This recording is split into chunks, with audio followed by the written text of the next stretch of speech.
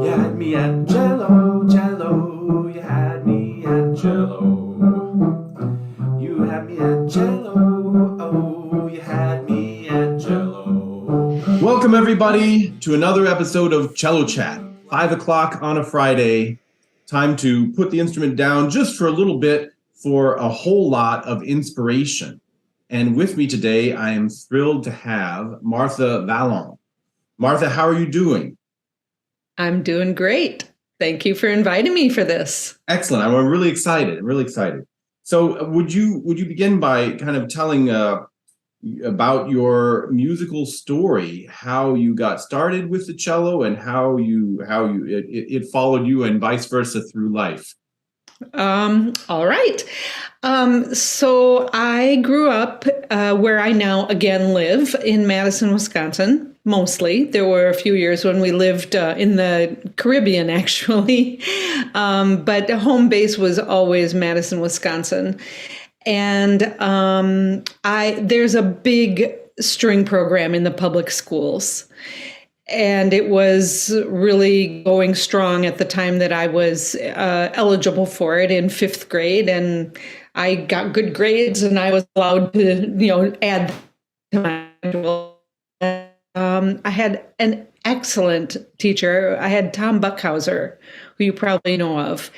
And I was so lucky to have him early in his career and then all the way through high school. And he was very encouraging when I said after 1 year, I so want to stop playing this big instrument. I can't get on the bus with it. He really encouraged me to keep going. He encouraged me to take private lessons. And I, continued through high school. I wasn't really from a super musical family, so it wasn't taken for granted that I would make a career of this.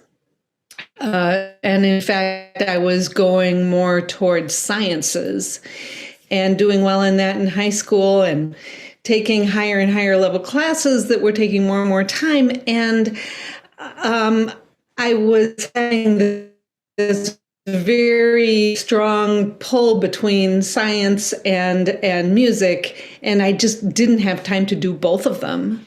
And so I decided I'm doing science. And I was miserable. It only took a couple of weeks. And I went to my main teacher and said, no, I can't do this. I have to go back. Sorry. And then I started, making my plans to go to university. Went here to UW and studied with Lowell Kreitz. He got me interested in Baroque music. He saw that I wasn't a typical modern cellist, I guess. He saw that I was not going to be happy punching a time card in an orchestra for sure. I was very interested in teaching. And so he got me started, he gave me some recordings, and he had a Baroque bow, which he lent to me. And then he encouraged me to spend the summer between my junior and senior year in Europe, meeting some people that he had met during his sabbatical the year before. And so I went and met different cellists and studied with a couple of people in London and came back and had really immersed myself in it in the whole summer and totally blew my orchestra audition, which was the day after I got back from a summer in Europe. But it made me really excited about Baroque music. So then I had my senior year left to do. I happened to meet Margaret Rowell, who came through during Lowell Kreitz's year off, his sabbatical. She came through a couple of times for, I think, a week each. That was a long time ago. And she turned me on. I really was excited about her. her approach to teaching and to a really natural way of cello playing, and a way of communicating a natural way of playing to people who formerly couldn't do it, to somebody who was not a child prodigy, for example, someone who struggles. And I was not a child prodigy. And you know yourself, I'm sure that most of the students you teach are not child prodigies. They don't come at it really naturally. So she was retiring from San Francisco Conservatory. She was 80 years old and going strong. And she invited me to come and study privately with her. And there was also a big early music scene going on and, starting in San Francisco Bay Area. And that seemed like a good place to me. So I just kind of cold went there and, found a place to live and started studying with her, trudging up to her house up in the Berkeley Hills and spending a lot of time with her. I paid off some of my lessons by organizing her music library. So she would pull stuff out all week long, and then I'd come to my lesson and stay for a couple hours after and file everything back again. But I learned so much from her. She is daily still my inspiration, my main inspiration. Right here on my desk, I have a picture of her, and I look at it all the time. Let's see. So now we're in California in the 80s, and I was trying to get help from her on Baroque cello, on gut strings, which she knew nothing about the style of Baroque cello.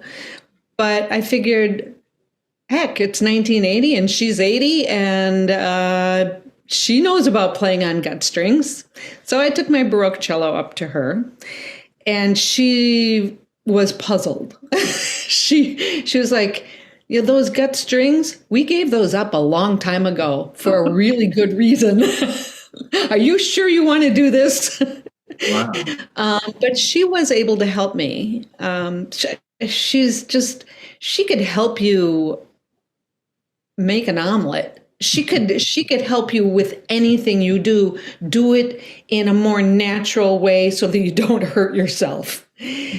And so I was getting more and more into Baroque cello, playing with people in that area. And there was a scholarship that I decided to apply for through UC Berkeley. And I thought I would not be eligible for it because I was not a student at UC Berkeley. But friends told me, no, just apply. And I put it off. And finally, the day before it was due, a friend of mine said, you sit down, you write, and I will edit, and we're getting this thing in tomorrow. And I got it. And it was a freaky, wonderful situation because they gave me cash, basically, enough to live off of for a year and study and buy an airplane ticket and everything. And then when I decided to go to the Netherlands and study with Jaap ter Linden. When I got there, about the day I put the money in the bank, opened a bank account, the dollar quadrupled. And I suddenly had enough money to, it was, fate or something. So I had enough money. That helped me live for about 4 years. So it allowed me to gradually, I was studying very intensively for a couple of years and then gradually get work, but not without needing to have enough work to live off of completely. And after maybe 5 years, I had enough work to live off of, and I got my what was called a verblijfsvergunning, a permit. It's like a green card. So I got my green card, and I was a happy camper. I was ready to stay there for the rest of my life. And then I was playing in orchestras in different countries because Europe is small. So you're always going to different countries. And I met this French bassoon player, both sitting on the bass side of the orchestra, and he was one of the few people who dared to speak English with me because I did not speak French. And, here we are, 30 some years later. So we got married and I moved to France, which seemed the most practical thing to do at the time, rather than be two foreigners in Holland. It's complicated. It's very complicated having an international couple, but it worked out, and we bought a house outside of Paris, a fixer-upper that we spent then 13 years fixing up. Around that time, that would be in the early 90s, I came down with a nerve disease, which stopped me playing. It more or less, it somewhat crippled me. It made my arms and my legs go numb. And it's a very rare disease, or was very rare at the time. And it took years to get it diagnosed. So I was very frustrated and I didn't play. And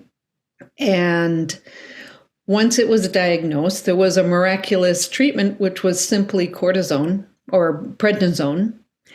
And I reacted extremely well to it and recovered, but had sort of lost a lot of contacts.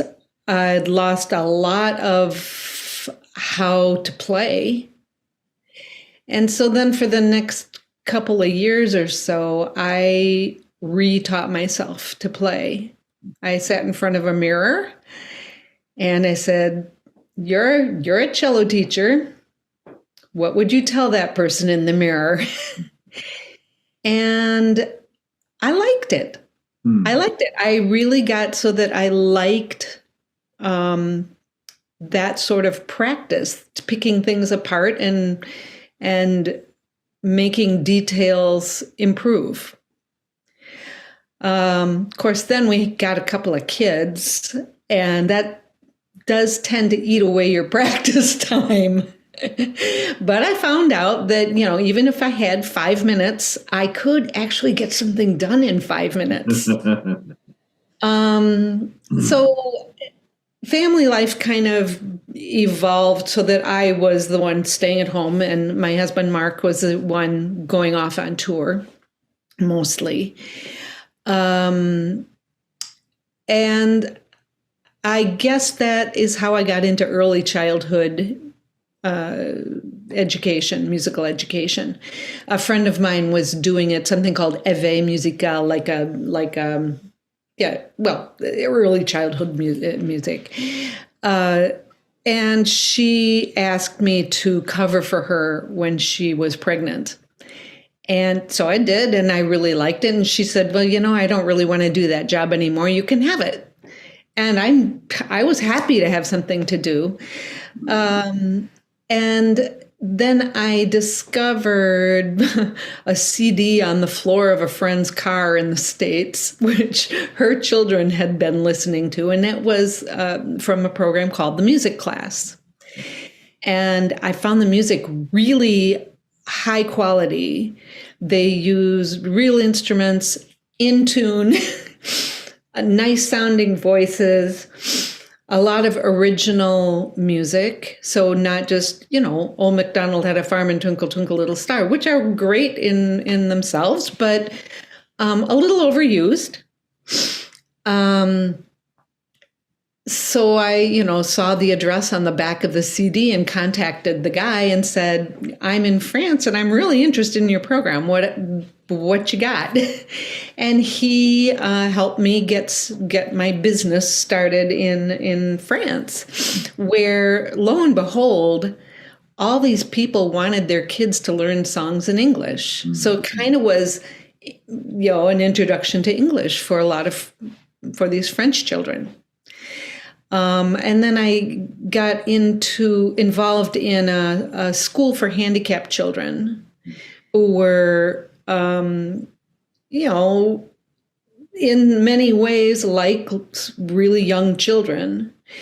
And they found that when I would come and do music lessons with them, which is really it was like playing to music, playing with the rhythms, playing with mimicking things, or Old MacDonald had a farm, he had a cow, he had a sheep, he had a pig, substituting all the different things, making a song your own.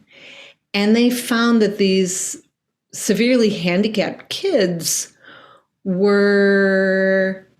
this was the one time all week that they would not be in pain, for example, where they could move in their wheelchairs and bop and bounce more than they would move otherwise. So that was a really interesting experience and super gratifying.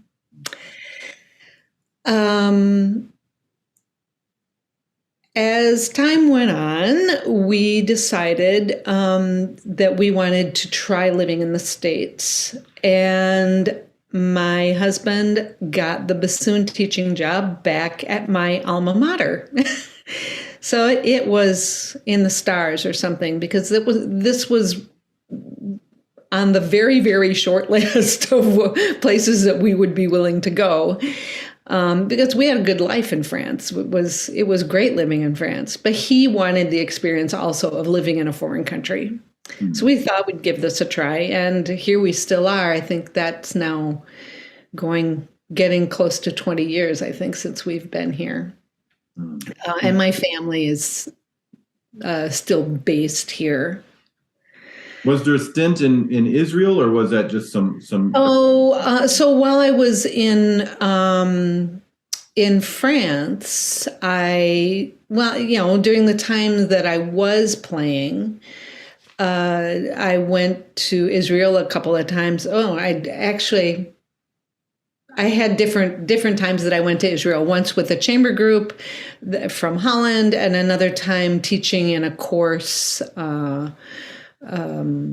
When I was living in France. All right. Excellent. Yeah. All right. Well, I look forward to delving more into the early childhood teaching, but first maybe a just more general, because I like to ask it of everybody, just a philosophy of motivating students when they need a little bit of extra help to get themselves to practice more or play more. Do you have a kind of a favorite go-to approach? That for me really depends on the student. And I do try to tailor my curriculum to each individual student. I don't use the same, set of books for all students. I don't do the same things with all students. It depends what they like. And that being said, I think it's my responsibility to sort of dig and find that out. Do you like to approach things from this side or from that side or up here or down there? Are they excited about sound? Are they excited about playing fast? Are they excited about playing duets? Mm-hmm. So whatever turns them on, I'm supposed to discover that. And I don't really have trouble getting students motivated. It seems like, there's always something that will get someone, light their fire, no, I shouldn't really say that. There are students who I struggle with, but still, I figure it's my responsibility. I like that. All right, now for the early, not just early childhood education, but early childhood music education. I think a lot of America, when they think along those lines, they think Suzuki. But you have... This is way pre-Suzuki. Okay, right. Okay, right. I don't think there are a whole lot of people who necessarily get to get inside of some different approaches to teaching really young children fundamentals of music, and then even think of what is my own approach? What do I think works best? So what have you learned about music pedagogy in general from teaching really young children? It is never too early. I mean, I've had, moms ask me, my child is such and such age, whatever, 18 months or something. And is it too early? And I'm like, no, not too early at all. And she goes, well, okay, we're coming. And by the way, I'm pregnant with another child. And it's that kid, the pregnancy kid, the one that's hearing it outside of her belly and then sitting in the corner in the car seat when it gets born. That's the kid who really gets it. And now, when I'm in music clinic auditions here in Madison at the university, sometimes I'll see those kids. They show up. Oh my God, their rhythm, their intonation, they've got it. They don't struggle with expressing themselves musically. It is really cool. It is really, really cool. And my message to the families that I would work with, because it was, the kids came, but the moms or the dads or the babysitters or whoever there was always an adult with the kid. And my message to them was just make music a constant part of your life. You're washing the dishes, so washing dishes in the morning time, washing dishes in the evening, make it a part of your life. Bop to music all the time. And these recordings put out by the music class, I found them so good. And I was very critical of kids' recordings because I would get things for my kids or people would give them things and I'd go, I can't listen to this. It's synthesizers. It's voices whoosing out of tune. It's not so. There's so many things that are not of great quality that are marketed for kids. And my husband and I found that we'd put these recordings on in the car for our kids in the back seat. They'd both fall asleep, and we'd be sitting there bopping to the music. And singing along, yeah. So are there certain ways in which, let's say, with a private student you teach from age 7 to 70, that when you find it could be, let's say, a high schooler or an adult learner or something who is lacking in one of these fundamental connections, rhythmic or the intonation or something like that, do you find yourself kind of teaching the same sort of things that you would do with a 1 or 2 or 3-year-old as the quickest way to connect that, regardless of how much older they are than that? Yeah, anything that you can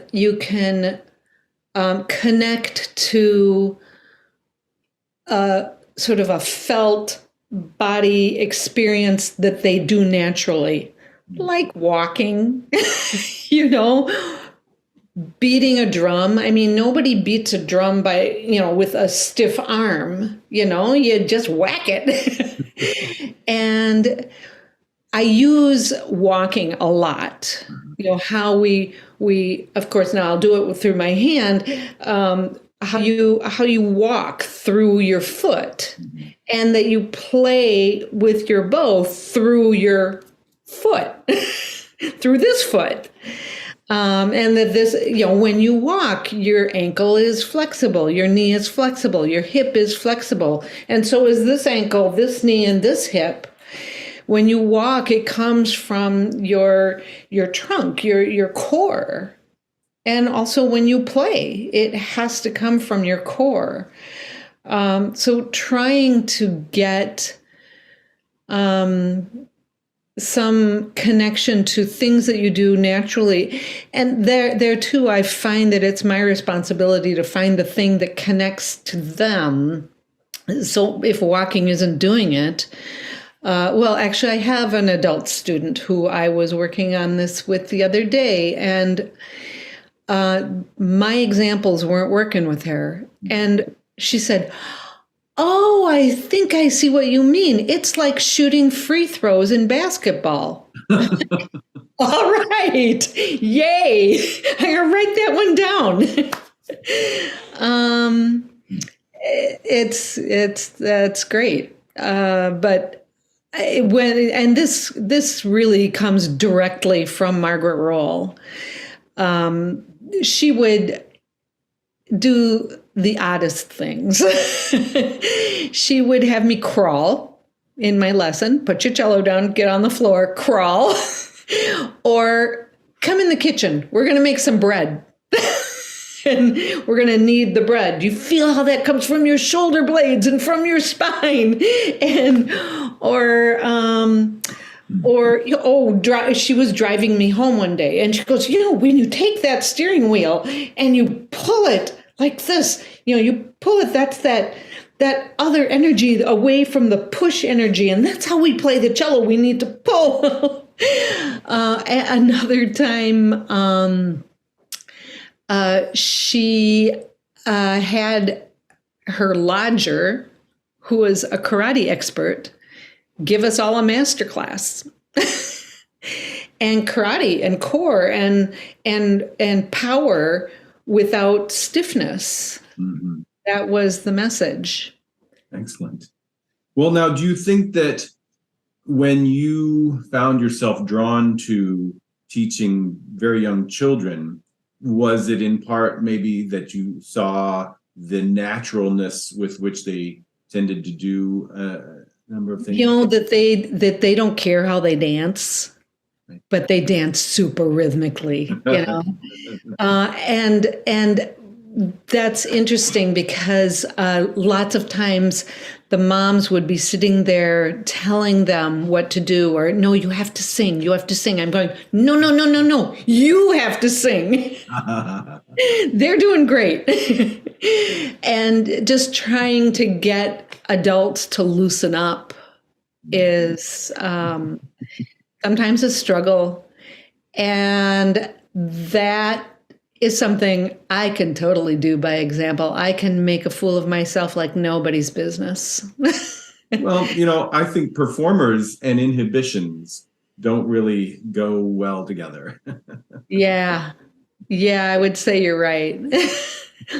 Okay. I think I'm more successful with little kids' music classes in that regard than going on a stage all dressed up. Okay, well, if you don't mind, what about the same sort of tie-in as far as your love for early music and your extensive training and experience performing in early music? I would say, in general, if one just were to randomly peruse recordings on YouTube, as a lot of young people will, it's difficult, if not impossible, to find a stiff-looking early music ensemble. Do you know what I mean? They don't tend to play like they're trying to stay as inside the box as possible. And of course, for us cellists, just even not being tied down by that in pin, being in one spot of the floor. Yeah, you're surrounding your instrument in a much more sort of natural way, like you're part of your instrument.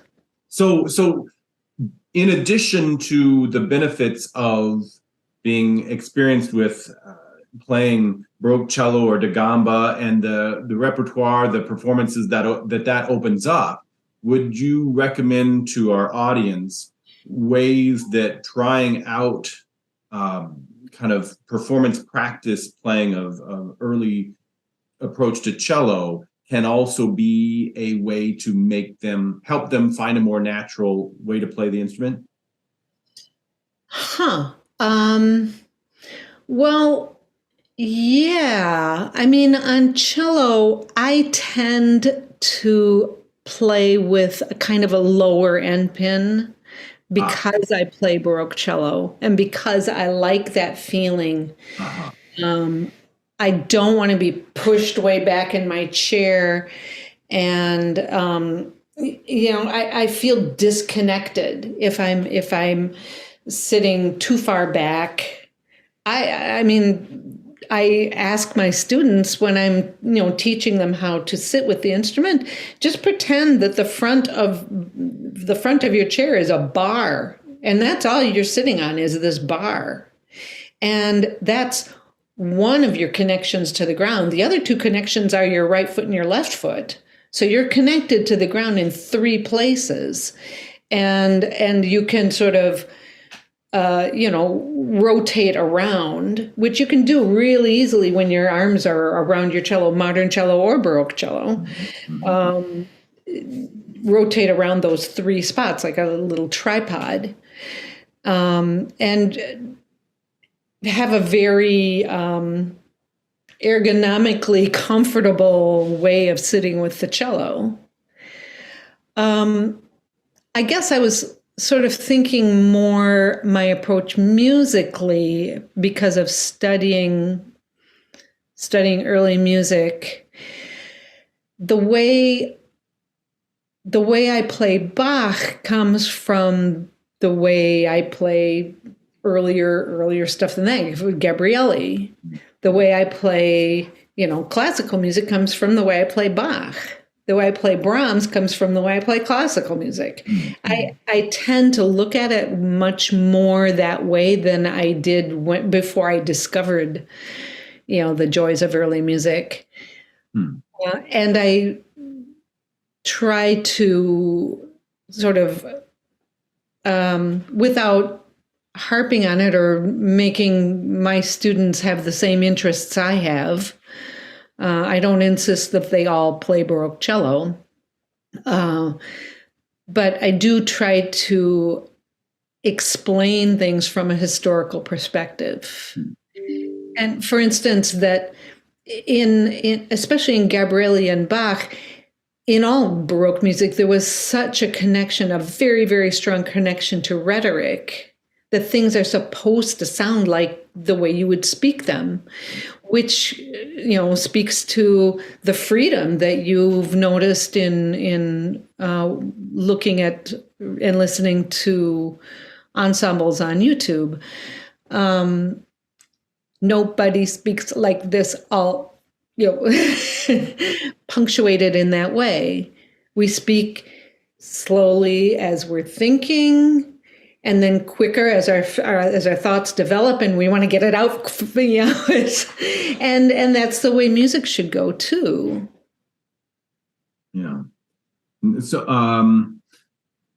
I think maybe sometimes I'm thinking about one other comparison: the people who have the in pins out quite a bit, whether it's a bent in pin or just a very long one. Sometimes I've heard them say that they like that. Kind of like the Rostropovich thing of the flatter my instrument is, the more my gravity works for you. Right. And yet again, when watching somebody play a da gamba or a Baroque cello, it's not like they are pressing really hard or anything like that. They're lifting the bow out of the string. They're go ahead. Playing on gut strings, you have to. Uh-huh. You can choke the sound so easily on gut strings, whereas maybe, maybe especially a student could get away with that on a metal string. But if you play on gut strings, this is good. If you play on gut strings, you can't get away with that. You need to free the string to vibrate. And that's something you should do on metal strings as well. But you can get away with not doing it because they're so strong. Or a student can get away with. I mean, a real artist can't get away with that. But interesting. So, Margaret Rowell. It's just occurring to me, kind of the degree to which this word, we use it quite a bit, natural playing, but the way to not use muscles to fight other muscles, kind of a thing. Yeah. She's one of the people who was ahead of her time in that way, because nowadays we can find a whole lot, fortunately, of resources and approaches on it. But are you aware what it was that got her as focused on natural playing in the first place? Yes, I am actually. She also suffered a setback. She was already a very high level professional and playing daily, 6 days a week, I think, on the radio in San Francisco. And she got tuberculosis. And she stopped playing at the height of her career for 3 years. And she had been, a child prodigy, and she did everything very naturally. And she's a very sporty person. She was the first woman on top of lots of mountains in California. And so she was physically super adept. And she didn't know how she could play the cello so well. She didn't really care. She just did it, and there was her career. And then suddenly it came to a screeching pause. And she came back and she remembered how it was supposed to sound. And she remembered lots of things about, whatever, shifting and technique, but she couldn't really do it naturally anymore. And so she had to teach herself. And in her journey of this, she was, and being in such a place as San Francisco, anybody who came through, Rostropovich, Casals, anybody who came through, she would invite them up to her house, and she would try to, talk to them about this natural way of playing. You do it so naturally. So let me watch. What are you doing? How do you do that? And they didn't know, and they didn't care also, because if you can do it, why do you care? But she made a big concerted effort to sort of quantify this, to be able to write this down and teach it to people, so that they could play with less effort, and more power and more beauty. Excellent. So what projects and performances, what do you have coming up in 2023?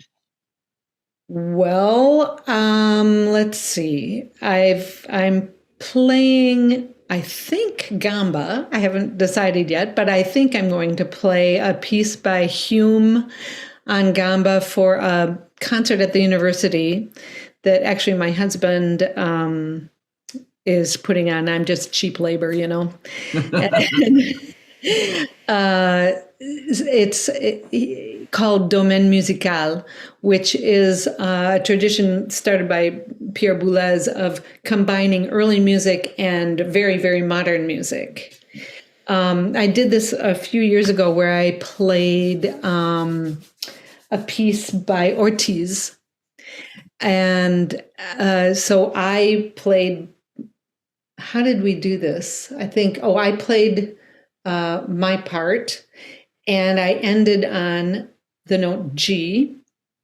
And then a colleague of mine played the Webern three pieces. And he played these three short pieces. And then I played another Ortiz. And what was really cool that we didn't realize until the concert was that I ended on a G and he started on an F sharp, which, since I was tuned low, I was 450, was the same pitch. It was really cool. Anyway, so it's just sort of putting right next to each other, very early music and very modern music. Right. And that whole idea of rhetoric, that really comes into play in my mind anyway. So I think I'm going to play Gamba in that concert and this English piece by Hume. What else is coming up? I will be teaching at UW Summer Music Clinic, the senior session. I'm going to teach, for the first time, I'm going to teach a course on Baroque music, a performance course, hands-on course. It'll be really interesting to see what kind of instruments show up for that. So I'm going to have to be flexible, but I'm also teaching the cello class. Oh, I don't know if you can hear my dog barking in the background. Sorry about that. Somebody must be walking past. Let's see, what else? I think, the Madison Bach musicians put on a summer course in July. And there will be a faculty concert for that. And so I'll play something on that. But the rest is chamber music, basically. And that's always a fun time. All right. Well, you mentioned rhetoric a couple of times. There's a course we're doing now at Whitewater where covering some aspects of history of music theory and, Burmeister and Bernard and such. And you had mentioned the Gabrielli earlier. I'm wondering, to what extent do you find yourself improvising in a Baroque style, like those Reacher Cars free improvisation? Well, I mean, I follow the notes, but the phrasing is pretty free. No, I mean, do you, as part of your either practice or performance, just do your own original improvisation in the style? No, I don't. Maybe some people do. But as far as improvising in Baroque music, it's more like adding ornaments and things like that that I would do. Mm-hmm. All right, excellent. Well, it's one of those things where whether it is trying out early music, just the instrument for the first time, or improvising within a particular style, or trying to work with young students or students with a disability, all of these ways make us kind of triangulate on some of the things that we either can do that didn't realize it, or could always do but took for granted, like your example of Rostropovich and Casals, or maybe also the lady you mentioned who was good at shooting free throws. That then once you do figure out what it is you're doing, like I think maybe you in front of your mirror, that process of breaking it down and figuring it out and solving it like a puzzle that is going to help you figure out the next one better still can be fun. That in and of itself can be inspiring and motivating. Oh, yeah. To enjoy that process. Absolutely. Yeah. Well, that was a convoluted way to get to that point. Sorry. All right. Well, thank you so much, Martha. It's been a real pleasure talking with you. And it's great to meet you finally after all yes. these years, Benjamin. Yeah. Well, terrific. And best of luck with those performances and whatever else comes your way in 2023. Thank you. And best of luck to you out there practicing this weekend, practicing all week. And we'll meet up this same time next Friday, 5 o'clock. See you then.